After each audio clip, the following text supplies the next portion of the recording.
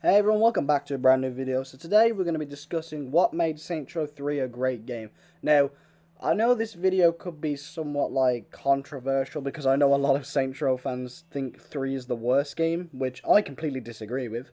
I think 3 is an amazing game. It's literally only outshined by 2 in my opinion. But we're going to talk about what I think Saints Row 3 did improve upon 2 because while 2 is a great game, it's not a perfect game. And Saints Row 3 is also a great game, so I want to talk about the improvements that 3 made that people don't talk about because everyone likes to bash 3. And yeah, we'll just get into it right now. Now, whether you like Saints Row 3's art style or not, we'll discuss this later.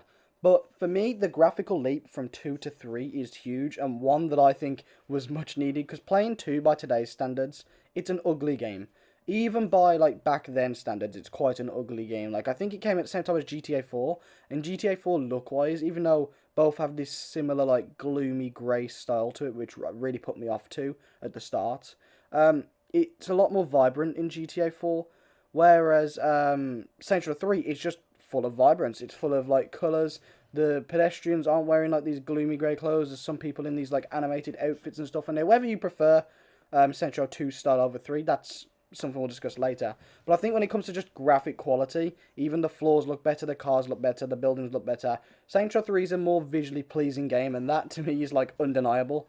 But next we have something a bit more subjective: strongholds. I didn't like strongholds in Saints Row 1, and I didn't like strongholds in Saints Row 2. I don't know if they're actually in 1, they might have been, don't quote me on it. But if they were, I didn't like them. I don't like having to do these stupid little clear out a room to get to a mission thing. It's boring. I'd much rather play an activity. Not that having activities and missions is good, but I have to get my respect just to go and clear out a bunch of guys on a boat or in a building. It's not very fun, and I think that I'm happy that Saints Row 3 removed strongholds and let you just do the missions. I never liked the respect cap in the first place. It just felt like it was there to pad out game time in a way and make progressing just a bit longer. But strongholds specifically kind of put me off a lot of Saints Row 2's longer play sessions because it was very much samey. You walk into a building, you kill a couple of the Ronin, and then you leave. And it's fun, the first few Stronghold, but it gets kind of repetitive. And that's something I'm glad they got rid of in Saints Row 3. Next up, though, is car customization. Now, whether you like Saints Row 3's cars in general, the customization was much more increased. You could upgrade a lot more stuff to a lot more finer detail. And I just think it's better in every single way. There's more stuff you can do, there's more colours, there's just more everything really, and I think it's another improvement that goes overlooked when people trash on Saints Row 3. Because all these things that I'm going to talk about get left out of the conversation of why Saints Row 3 is a bad game. No one ever talks about the fact that the customization for cars was better. Why would they? Because they just want to trash a game that everyone kind of despises compared to its older game. But the customization was better on cars. They were a lot more fun to drive as well, but we'll get into that later.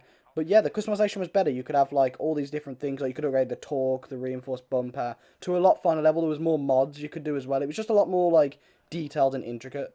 The only thing I didn't like about the customization was some of the decals were really hard to figure out what I was changing. But besides that, I have no problems, and I think it was definitely a great improvement compared to 2's, because 2's was a bit lackluster, and I just found myself stealing cars instead of just driving my own, if you know what I mean.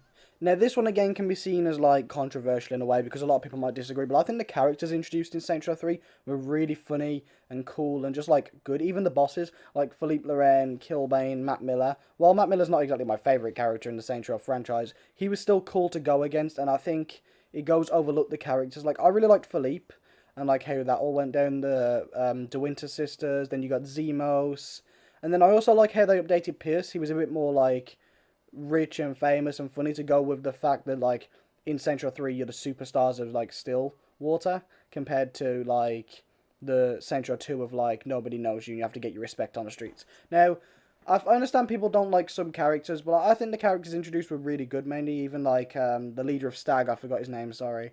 Oleg was really cool as well. And I just like the style the characters were. They were a lot more light-hearted, and I know a lot of people don't like that because they wanted the gangster Saints Row. But if you look at the game on its own, away from the other games, it was a good implement feature. The characters were good and they were funny and they were people you could get behind, you know what I mean? Now, while I have some criticisms of this next feature, I think it was one I'm pretty glad it was implemented anyway. The upgrade feature, whether it was for your character or your guns. Both of them I think were needed in the game and I'm glad they were there, but man, They really needed to just add a feature where you could remove and disable your upgrades. The amount of times I played Saints Row 3 brought the upgrade where like bullets can't hurt you, and you just ruin the game because like it's just not fun anymore. None of the bosses do damage, and the only things that can kill you are like zombies if you have all the upgrades. It's not very fun. And then weapon upgrades also really annoyed me because a lot of the stuff like the fart in the jar, for example, you can't go back to the other one. But besides those small quirks, it was mainly a good implement, and I think it could have been done a bit better, but I'm glad it was there compared to Saints Row 2 not having it. I wish Saints Row 2 would have had it, because stuff like the dual wielding thing kind of annoyed me. Yeah, you couldn't undo it, but I like the option that like I can upgrade my character and make him better in aspects if I have got enough respect and money, which is how I think the respect system should have worked, compared to having to use your respect to just play the game, because as fun as the activities were in 2, if you had to do that in 3 with 3's activities, man, it would drag hard. I'm pretty sure we can all agree on that. 3's activities were bad, and if you had to do that to earn respect, it would be awful. But, like I said, besides like the little quirks of the upgrade system, I think it was pretty good overall, and I'm glad it was in the game.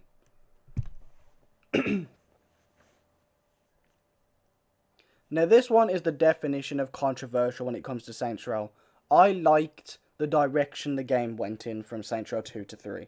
Now, I know a lot of people like the gangster Saints Row, and I do too. I might even prefer it over Saints Row 3, but I like how it was done in 3 regardless. It was funny. The game was a lot more comedic and less serious, and it's like, if you're having a bad day, you boot up Saints Row 3, and you go around and have a ton of fun on that shit, instead of Saints Row 2's, like, dramatic overtone. Now, not that that's bad. That's a good thing in its own respect, but I think Saints Row the Third always gets compared, and if you just look at 3, it was good. It was a good Saints Row game, and I like the art style. I like how it's all less serious. I like how everything just seems more fun, more like chilled out, laid back, funny, just a funny game that you can play.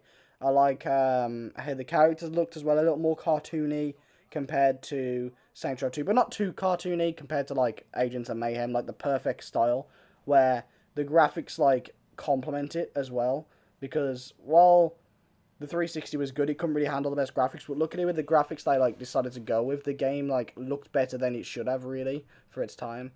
And yeah, I just think it was cool. I think it gets overlooked, and this like overly bad hatred because it's not Saints Row 2, in other words, is the problem.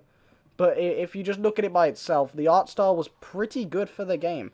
And I think it's fun. I think like that's the main thing at the end of the day. If you want to have some fun, you boot up Saints Row 3. Because there's not many games where you can like just look at the game and it be funny naturally. Like Saints Row 2 has it too, but I think Saints Row 3 also deserves credit for it as well. Anyway, I've recorded about 5 videos today because I'm going on holiday, so I'm going to leave you. I'll see you all in the next one, guys. Goodbye. Who the fuck are you? They call me Mr. Sunshine. Well, listen, Sunshine. I don't care how fucked up your face is. I ain't scared of you or that other